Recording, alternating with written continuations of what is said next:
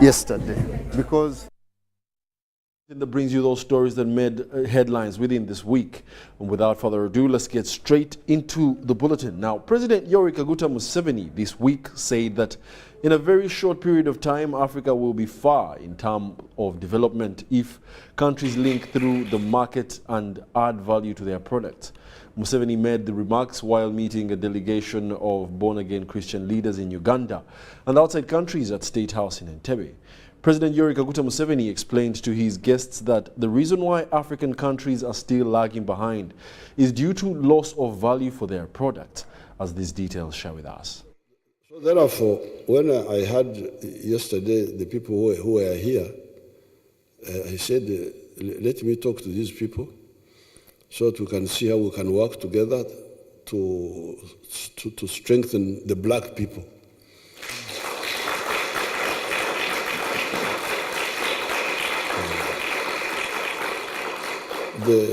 All over the world, and here for the people who are coming from the US, here we are struggling with the four principles.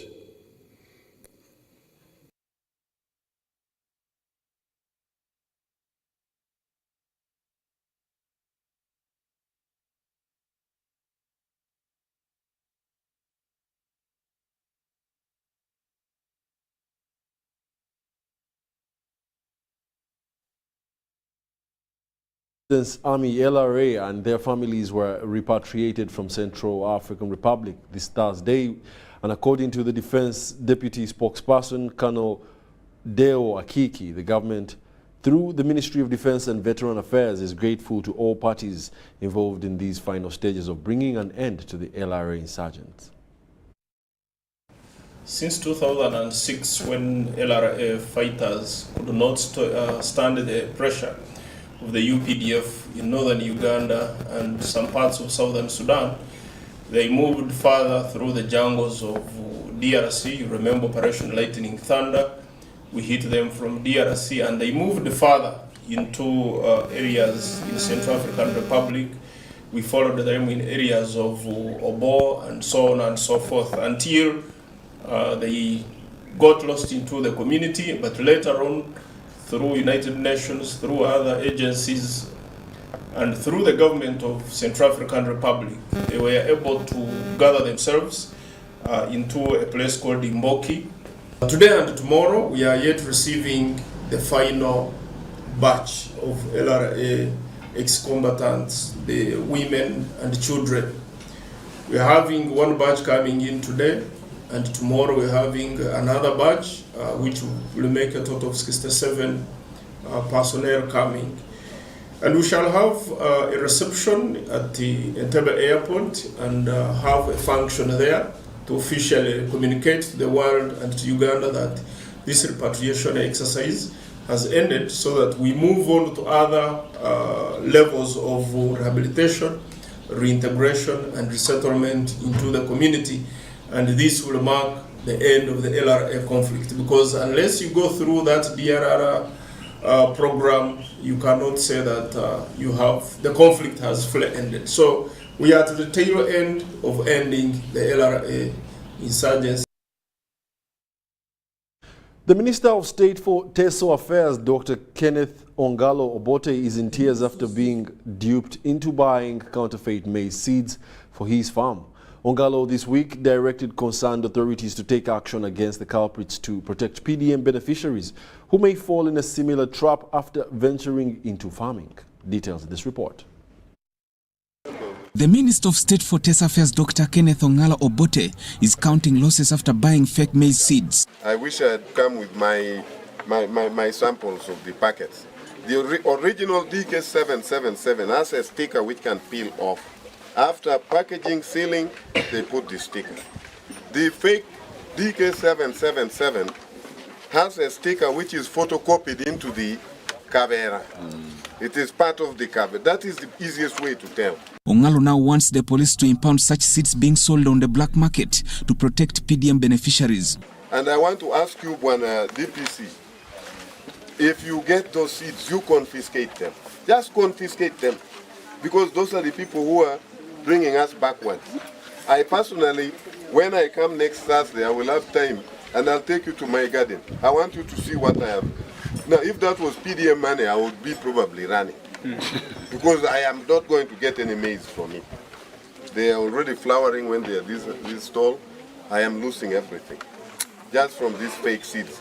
Now imagine someone who has borrowed 1 million and invested all of it in seeds, and that happened. Ongalo revealed this while commissioning the roadworks in Kalaki District worth 300 million shillings. Let us not have a bad record here of like this Chinese, you see funny children remaining behind and all of that.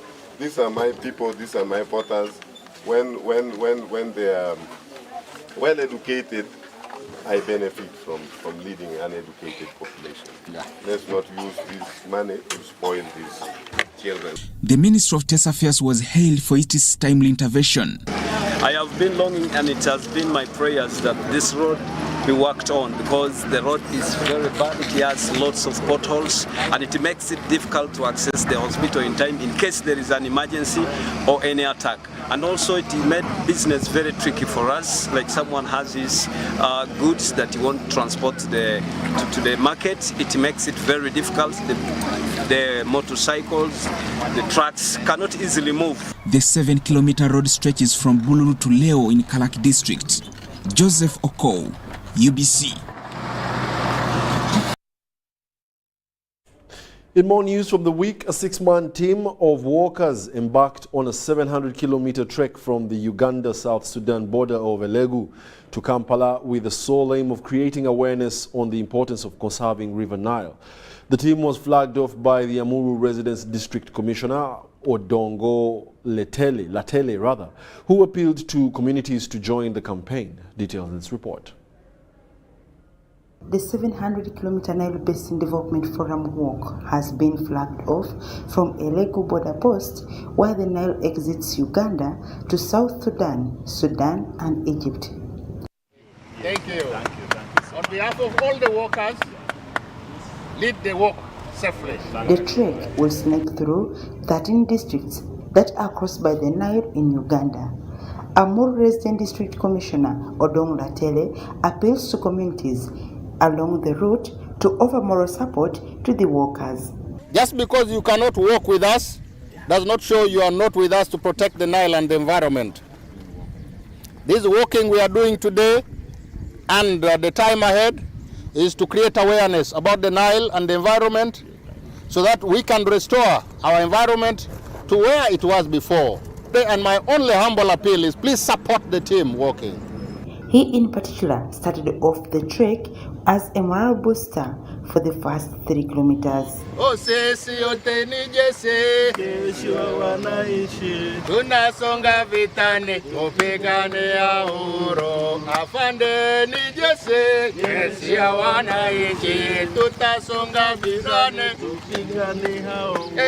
Sisi yote ni jese, jeshi ya wananchi. Tutasonga Kampala, upigane ya uhuru. Uganda being the source of the Nile, we are looking at these member countries bringing together funds to build damages, climate change damages and loss. For example, there's a need to plant trees along all these districts so that River Nile can be conserved for the next generation. River Nile, like any other natural resource, is under immense pressure due to population growth, urbanization, and/or industrialization, and these are feared to grow by 2-fold in the next 10 years. There are countries that are trying to exploit this resource unilaterally without involving the other partners. So we need to cooperate as basin states to ensure that we agree on how we can develop these resources. There are some areas where we cannot develop unless we come together. A case in point is areas where we can do irrigation or construct dams just at the border. So 2 countries have to come together to ensure that they agree on how to develop this dam, how they're going to share the water or the energy that is coming from the dam. A case in point is the Rusumo hydropower facility that was constructed between Rwanda and Tanzania and the power is going to be consumed by both Kenya, by Tanzania, Rwanda, as well as Burundi. The walk is one of the curtain-raising activities for the forthcoming Nile Basin Development Forum conference that Uganda is to host for the first time in Munyonyo come October. Dorcas Kimono, UBC News.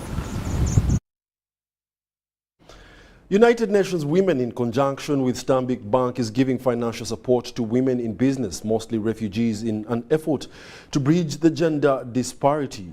Now, at least $15 million is going to be invested in the initiative through, though 100 million US. I'll take that again. Now, $10 million is supposed to be invested in this initiative, though $100 million has been set aside for the entire initiative. The partnership will be seeing two parties working together to support women and young girls to effectively participate in gender equality initiatives, investments, and wealth management services for women. Raise awareness and to be able to encourage as many women as possible to join into this beneficial initiative. The United Nations Entity for Gender Equality and the Empowerment of Women and Stanbic Bank Uganda have signed a memorandum of understanding to promote gender equality in the country. It might take us more than 200 years to achieve gender equality. The gap is still there. So there is a financial gap and everything. So it's really an opportune time to have this. And I'm really glad that there are two SDGs that we are focusing among others. SDG 5 for gender equality and SDG 8, decent work and economic growth, as envisioned on Agenda 2030. The Memorandum of Understanding for the initiative has been signed by UN Women Country Representative Dr. Paulina Chiwango and Stanbic Bank Chief Executive Officer Ann Juko at Stanbic Bank Head Office in Kampala. Juko says through its specialized women banking unit, Stanbic for her and the partnership seeks to advance women-led enterprises in Uganda and eventually contribute to the achieving the desired global gender parity in the business. We are especially pleased today to be partnering with you and women because, first of all, you're already doing, this is the work you're doing already, right? So to have a powerful partner is to further put the wind beneath our wings so that we can fly higher. We have a big envelope for the women in this country, and we want to continue to do this as we go along. So I'm quite pleased that today we are inking that agreement. The UN Women representative in Uganda, Dr. Paulina Chiwanga, says it's important to promote active participation of individuals and groups outside the public sector, such as civil society and the private sector, in the promotion of gender equality and the empowerment of women. So, and we know gender equality, SDG 5, is the linchpin for achieving all other SDGs, all the 17 goals. So it's really, I'm really delighted to be here today to witness this day, but also to sign this agreement. So Stanbic Bank Uganda country head of credit, Muchai Gladys, says the initiative would unlock the potential in women-led enterprises so that they perform better. So I would say $15 million is the initial ticket for this, but then obviously with a whole lot of scale. In its fullness, what we aspire to, because as you realize, it is a step-by-step program. In its fullness, we want to get this fund to $100 million. And we've said this for the SACCO fund as well as this fund. But it's a step-by-step journey that we are taking, and so far the results are very good. The three-year partnership aims at building the capacity of women entrepreneurs in financial and business management value chain, marketing access, and improving women's access to affordable credit. Calling for collateral, but we'll rely heavily on the level of transactability. Jinja District Qadi Sheikh Waiswa this week urged the Muslim community to unite for advancement of the Islamic faith in Jinja, regardless of their differences. Sheikh Waiswa was leading devotion at Masjid Jamia on Luas Road in Jinja City during prayers to celebrate Prophet Muhammad's birthday.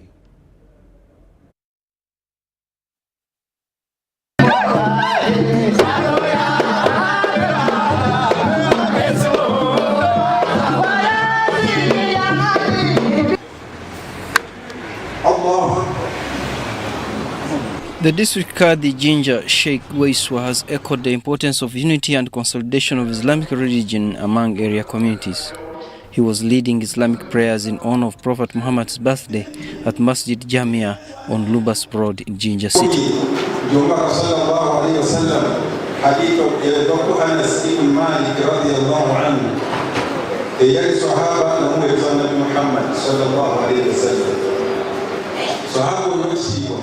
He encouraged the community to support the ongoing construction projects in Jinja Muslim District following a land dispute victory.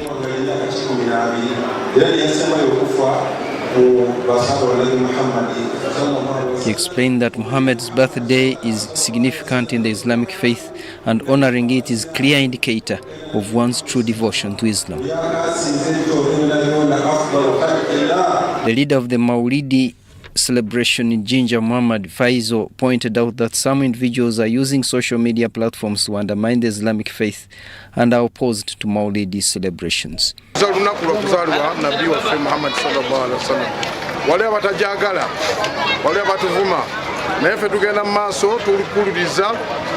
tetujja kufaayo bonna baavumanga tebakyaliwo baseka baavumanga abantu tebakyaliwo abalala basibe abalala baafa na kufa ffe tukyaliwo era tukuza lunaku luno ya Jinja Muslim District ya Jinja Muslim District waliwo abavubuka be bayingizaamu bo balowooza tebaba bamanyi tubagambye bajje n'ebitabo byabwe batusome.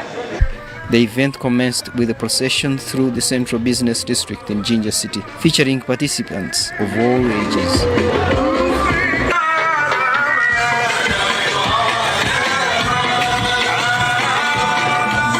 Unity and religious harmony was at the forefront of the Maulidi celebration in Jinja, with Muslims coming together to strengthen their faith and celebrate their shared benefits. Viana Francisco, UBC.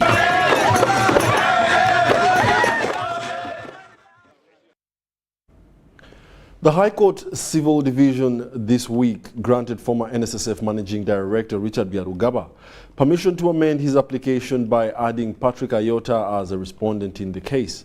This amendment allows Patrick Ayota to address the allegations made against him by Richard Byarugaba. Details in this report. The case is recently before Judge Musa Sekano of the Civil Division of the High Court. Richard Byarugaba, the former managing director of NSSF, filed this application to challenge Minister of Gender Betty Amongi's refusal to reappoint him as the managing director of NSSF for the third term. The case also names the Attorney General as the respondent. While the case resumed for hearing, Richard Byarugaba's legal team, led by Basila Anthony, requested court for permission to amend the application by including NSSF managing director Patrick Ayota.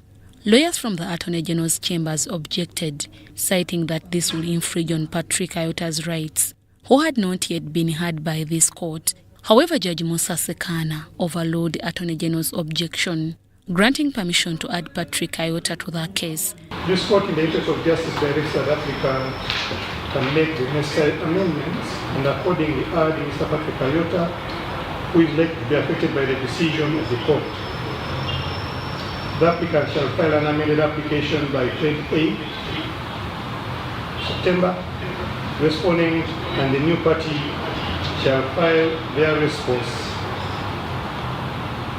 within 2 weeks, i.e. 11th October. Court also directed parties to file written submissions. Richard Byarugaba, in filing this case, wants court to invalidate the recommendations made on 17th August 2023 by the NSSF Board of Directors to appoint Patrick Ayota as his successor. He also aims at challenging the decision made by Minister of Gender and Labour to appoint Ayota, alleging that their actions were illegal.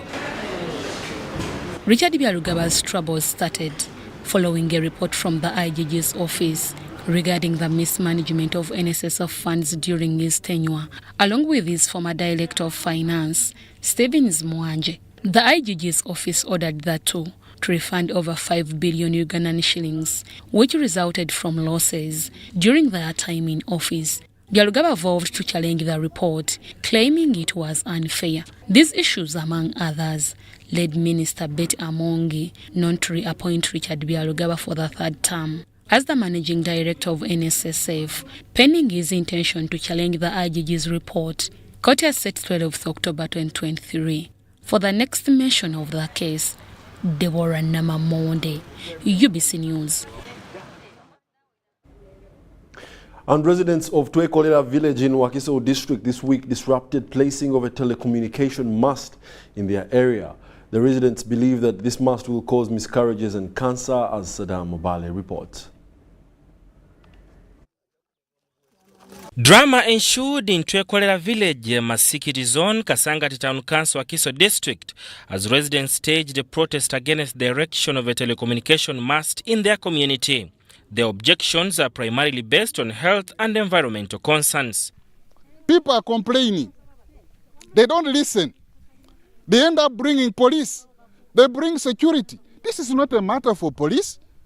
This is not a matter for the army. There are places they have taken the army. Why do you do that? When you can sit down with the people in the community and agree with them on the way forward. So these forceful methods have made us people of this community to say no to the construction of a mast here. Ensonga etulese wano ya mulongoti. Bagala tuzimbira omulongoti naye ffe tetugwagala. Omulongoti gwa bulabe eri abantu.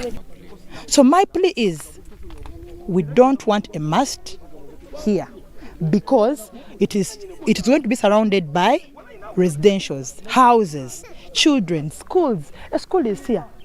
How? Led by Robert Mutuku, the residents effectively halted the construction work, despite the construction engineer having all the necessary documents to proceed. Buli kimu kirina file eri complete. Kebere building permit njirina, kebere ne certificate njirina. Buli kimu kyonna kyonna nga site endala zonna bwe tuzizimbye. Buli kimu kyenvunaanyizibwako okujja okubeera nti nkola ki? This mast is constructed for who? Isn't it for our benefit? Now, if for us we are not comfortable that the mast should be put here, why must you force it there? You'll find that as we advance in technology, the antennas and the transmission systems are coming closer to the public for seamless connectivity, because we're no longer connecting only mobile phones. We are connecting cars, we are connecting transport systems, we are connecting banking systems. The discontent among the residents were there for all to see as they expressed their frustration. Ya mulongoti guno bataddeko tetugwagala kuba tetugwagalira ddala kireeta obulabe. Residents claimed that they were never consulted about this development, which they believe will significantly impact their lives. One particular case is that of an expectant mother who fears for unborn child's safety should the mast be erected in their vicinity. Obuzibu bwa mulongoti batusomesa ne batugamba abakazi abamu tugenda vaamu embuto zaffe. Kati nze olubuto lukyalina luto tandika butandisa okuzaala baagala ngana okufuna ku mwana. Obulamu bwange butoola omulongoti, obulamu bwange butoolebwako nnyo. Nava mu kibuga nenzija wano mu kyalo. Kaakati ate wuno matanso tuyimbirira. Nze saagala sigusemba. Saagalira ddala mulongoti. Ngandayira okufa nga ndi mukafiiri nze nasunda janati nambawa. To address these serious allegations, we sought for expert medical opinion and visited the Mulago National Referral Hospital. That there has not been any research evidence confirming that telephone masts can lead to cancer, can lead to heart disease, can lead to miscarriage, can lead to any healthy problem. Telephone masts emit radio frequency waves, radio frequency radiation. Now this is a type of radiation that is actually considered a very, not considered, but is indeed a very low energy radiation. It's so low to the extent that it's lower than the light we are able to see. Dr. Noleb Mugisha provided a medical perspective dispelling the notion that telecommunication masts contribute to health problems. He explained that the radiation emitted by mobile phones is stronger than that emitted by radio and telecommunication masts. Why are they not listening to us? This revelation challenges the residents' beliefs and raises questions about the source of their concerns. Saddam Mubale, UBC News, Kampala. And farmers in Nile District are trying to reap big from President Yoweri Kaguta Museveni's 4-acre farming approach to boost their household incomes. Joseph Chishero and his wife, Oliver Chishero, from Bujinyanya sub-county in Bambuli District, are one of the model farmers reaping big from farming, especially in coffee. Coffee with matoke and livestock farming is what sustains the family of Joseph Chishero economically. And from there I get coffee, which I sell to help my family. I get matoke, which I sell, and some I use them as food. I have animals, about 4 of them, which I get some milk, and from the animals I have improvised it with biogas, which I use for my family cooking.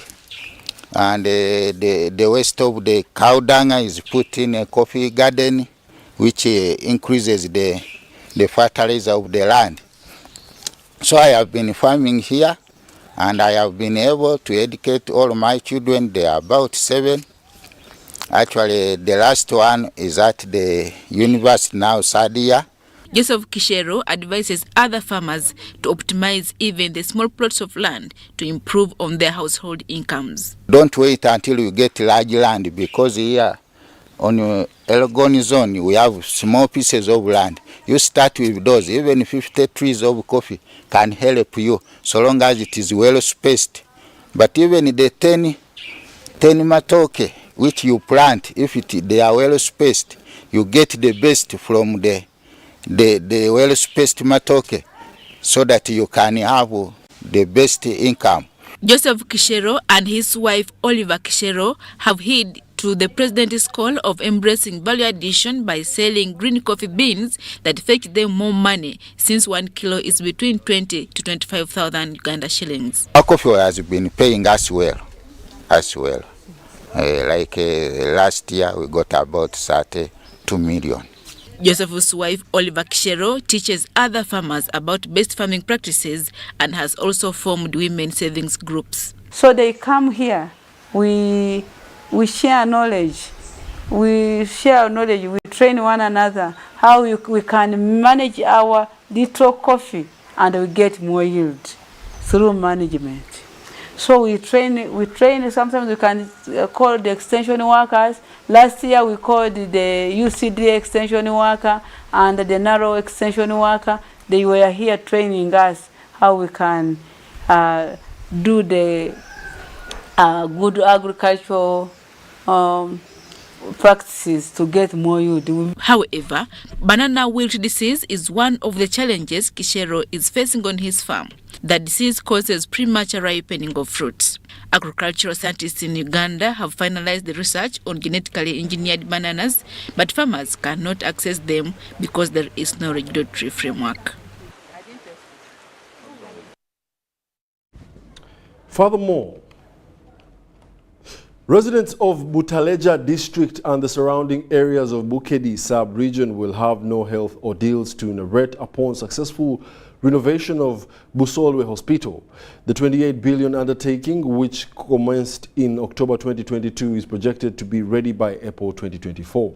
The Director Manifesto Implementation in the Office of the President, Willis Bashasha, says that health is a key priority that government continues to pursue to the required standards.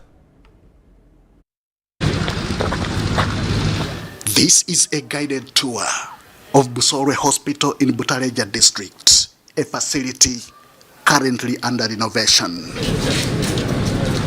Both local government and national leaders are taken around to witness the progress. Willis Bashasha, the Director Manifesto Implementation Unit, who is here on a monitoring mission, is impressed. We are told almost 99% of the employees who were employed here are from this community. This will also add some wealth creation and job creation, which is also a key thematic area in our manifesto. This progress is as a result of 2 projects running concurrently. It is being supported with a 28 billion shilling funding from the Spanish government through a deed swap.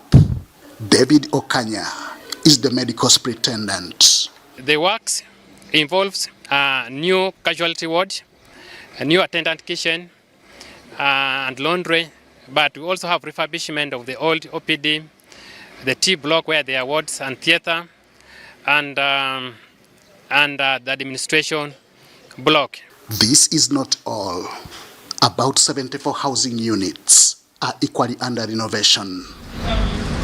Both the housing deficit and hospital congestion are being solved. Currently, we are our work progress is 56% against time elapsed of 62% time elapsed.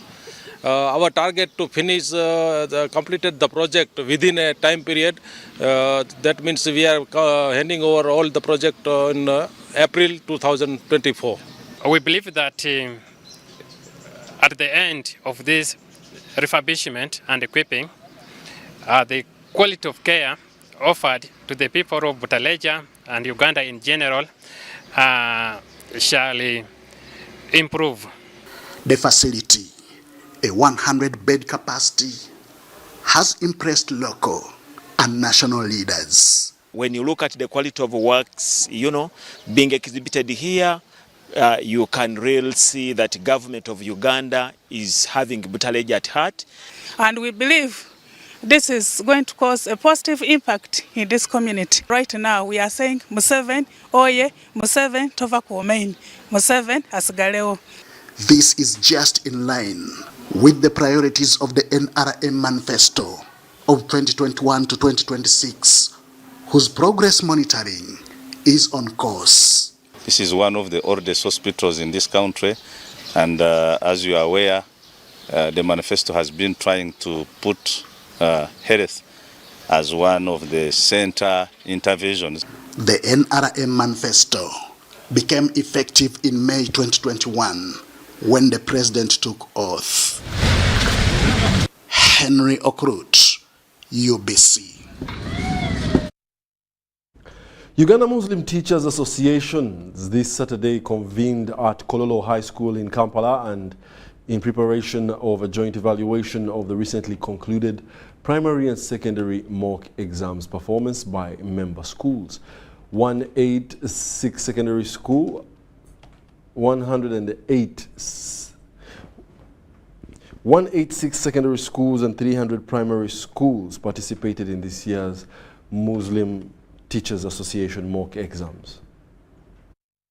Members of the Uganda Muslim Teachers Association have this Saturday convened at Kololo High School in Kampala to assess and evaluate the recently concluded mock exams in the schools. The way we used to teach those days is not the way we are teaching these days. So many things have changed. Number one is wrong. What makes it wrong? After this comma, with these kind of sentences, the comma is supposed to be followed by the actual doer. The Uganda Muslim Teachers Association head of primary section, Hajati Aisha Namaganda Ntege, together with the deputy head teacher Kololo High School, Haji Hakim Chividi, justify the significance of this evaluation training. The purpose of this evaluation is to see that we have our teachers on board. You find that most of the time the learners miss some concepts, but not because they would have missed them, but the way the teachers teach differs from what the curriculum demands. Association discussing sense, the professional development of teachers, capacity building of teachers, well-being of teachers, and other development plans. The Uganda Muslim Teachers Association exams have been able to uplift the academic and professional competitiveness of both the learners and their teachers ever since the formation of Uganda Muslim Teachers Association way back in 1989. I hope that almost all our schools that participated in Omutabo are going to perform very well, because for us we set a target.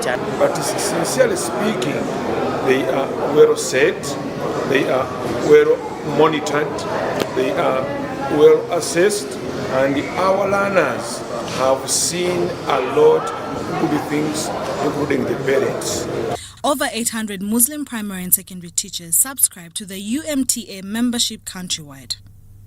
Juko Collins, compiled this report. Namiro District stakeholders in education is to start giving learners in different school bursaries to supported education. They have also worked together with school head teachers to equip candidates and prepare them for UNEB examinations. Details in this report.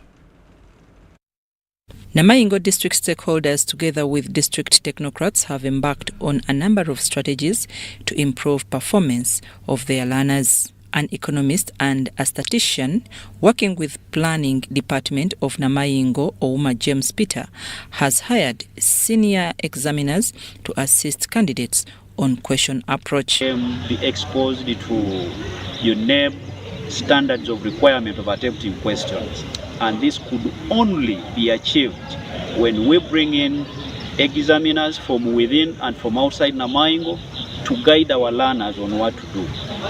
The District Education Officer, Vincent Makali, says that they have managed to hold several meetings with all the teachers to see that there is an improvement.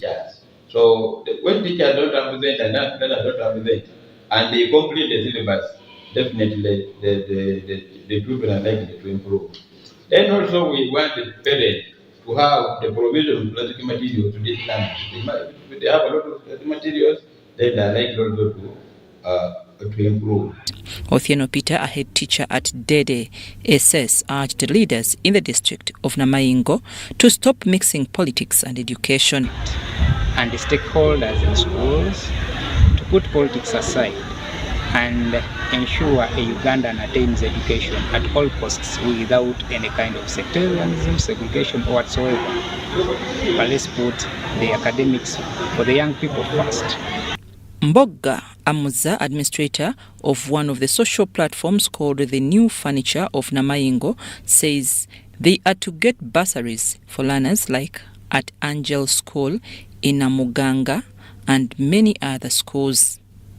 Namiro has been one of the worst performing districts in terms of academics right away from time immemorial.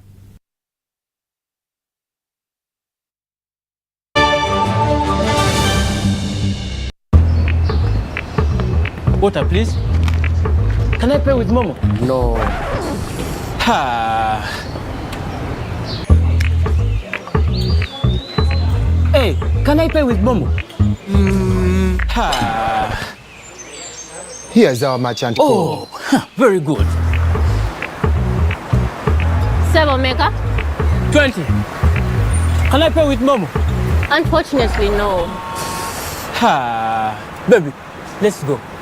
When paying with MTN Momo comes with more benefits for everyone, it just doesn't make sense not to have it. Hello, I've come for rent. Can I pay with Momo? Yes, you can. Pay or shop with MTN Momo and get cashback every week. It's free of charge. Use the Momo app or dial *165*3#. Juko. Yo. Check the shopping, man. What's your secret?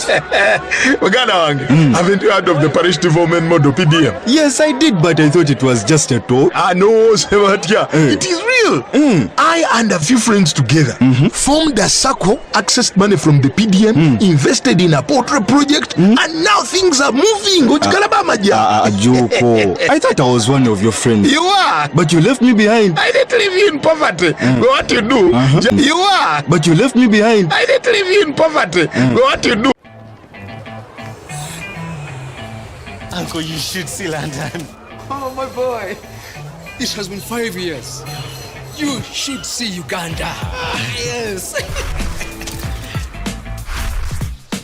Uncle Marcus, that's my former school. See, soon there will be more than 1 million children learning like this for free. This is impressive. Do you even have connection out here? Well, we have 100% 4G countrywide. Okay. We even have 5G too. That's approximately 700 billion Uganda shillings in tax, making Airtel one of the largest corporate income taxpayers over the last 5 years, helping build a better Uganda. Today your son saw our new Uganda. Thank you, Uganda, for imagining it with us and making us the fastest growing telecom in the country over the past 5 years. The Woman Trade Fair for this year brings you the Black Friday earlier than ever before. Get ready to buy what you need at a 50% discount. Home appliances like fridges, cookers, TVs and so much more. Boda bodas, tukutukus, soap, detergent, cooking oil, sugar, rice and so much more. Don't miss to get what you've been longing for at a discounted price of up to 50% at the Woman Trade Fair Black Friday from 3rd to 10th October. Proudly sponsored by Total Energy, Science, Technology and Innovation Secretariat, Stanbic Bank, Uganda Breweries Limited, Tembo Seals, Uganda Bati, Simba Automotives, and Node Group.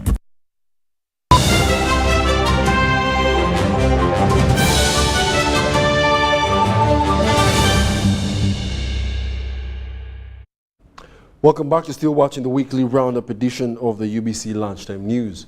In the world of business, the Uganda Federation of Mao Gumgo Community Credit Cooperative is making significant strides in championing economic empowerment within the rural communities of Mpigi and Mityana districts.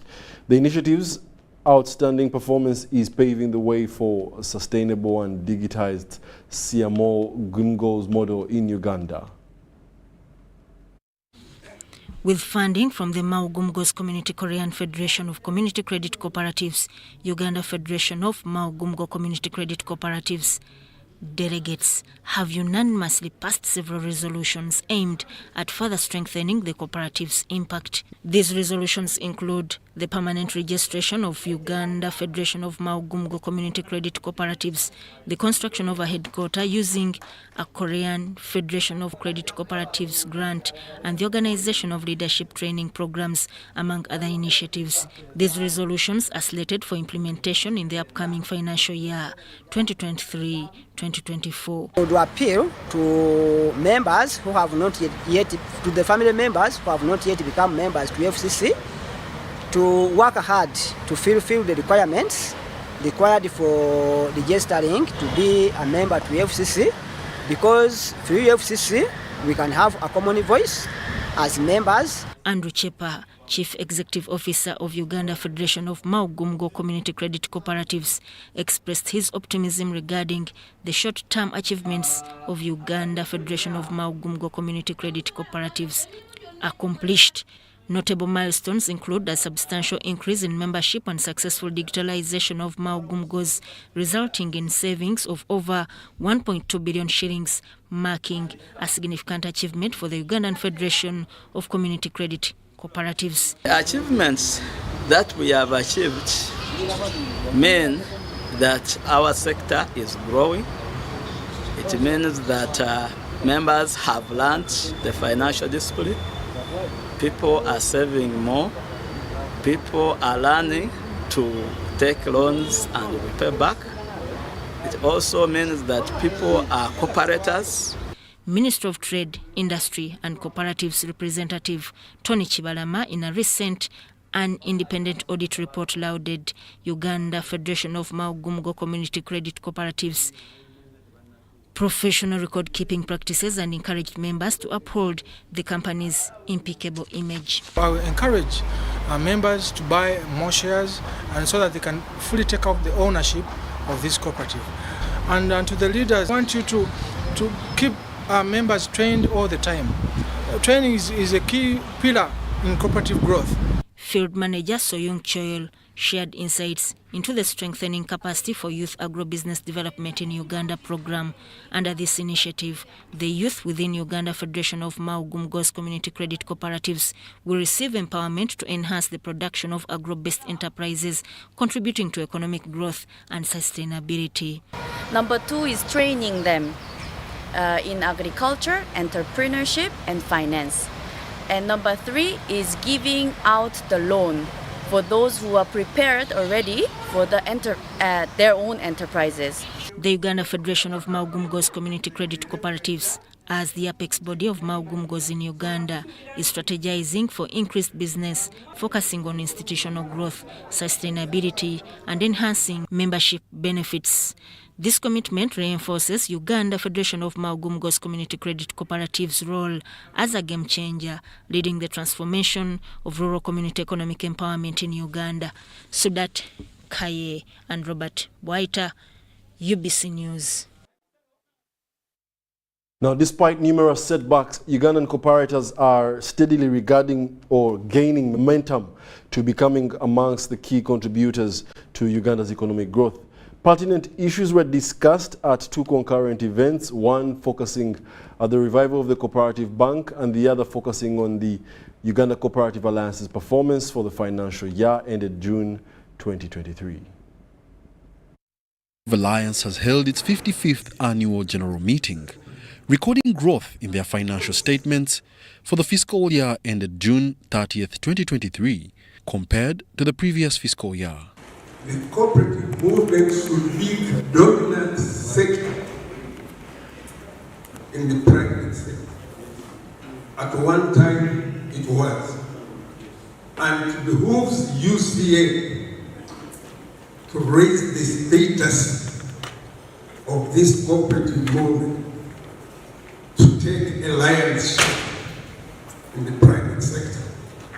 According to an independently audited report, Uganda Cooperative Alliance's total liabilities and equity have dropped from 12,323,525,699 shillings in 2022 to 10,876,844,756 shillings, while their net surplus after tax was recorded at 514,816,758 shillings, down from 321,162,018 shillings. The Alliance is still settling cases of mismanagement of its assets under the previous General Secretary, and this has heavily stalled the body's investment activities as court mediates ways forward. Former General Secretary, according to the meeting you had, sold a lot of their land. They have decided to take him to hard court. When they take him to hard court, that is the decision of the cooperators. Because they can sue, they can also be sued. So they have taken a decision to sue and recover their properties. Moves to reinstate the Cooperative Bank are also high in gear. All stakeholders are participating closely to ensure that the institution takes off with a strong foundation, considering all the factors that made it lapse in May of 1999. So even as we try to look for the National Cooperative Bank to address the cooperators, we need to understand the context, because it will not create its own context. It will also find itself encumbered by those same constraints, like most people do not have collateral that is acceptable. We are not saying that the banks are not there. The banks are there. We have over 27, I think, banks. We have MDIs. We have credit institutions. We have other MFIs. We have circles. We have, name them. But the challenge is, are these banks giving affordable finance? As of June 30th, 2023, Uganda Cooperative Alliance has 43,992 registered cooperatives signed up as members. Despite facing numerous setbacks and challenges, the Alliance is steadily regaining its momentum as a vital contributor to Uganda's economic growth. Wadulo Arnold, UBC News in Bugolobi.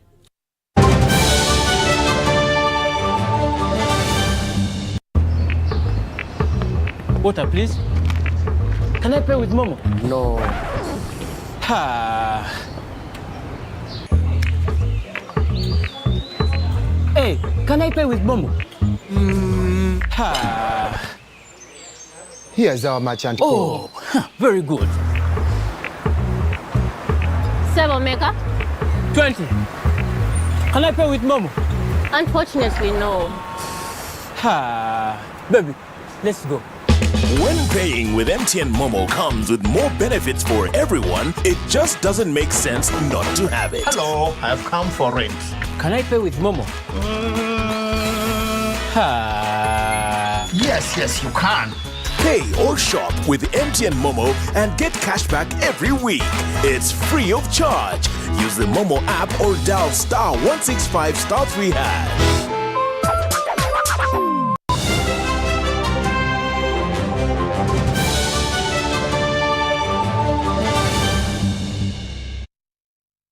Welcome back, and in the world of sports, Uganda, Kenya and Tanzania were on Tuesday officially confirmed as the hosts of the 2027 Total Energies CAF Africa Cup of Nations. Uganda, as one of the host nations, will now commence the preparations for the field.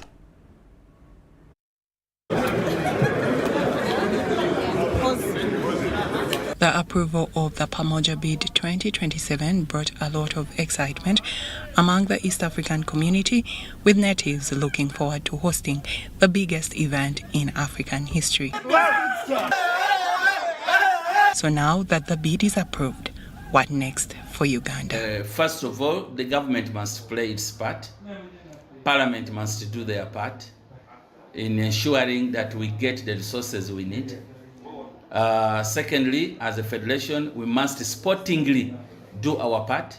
We are in the process of recruiting a new coach for the national team to start building a new Ugandan team, so that in 2027 we are not just participating but competing, and if possible play in the semi-finals or the finals. But also the private investors, Hamis Chigundu for Nachivo Stadium, Dr. Lawrence Mulindwa for St. Mary's Chitende, and the other facilities.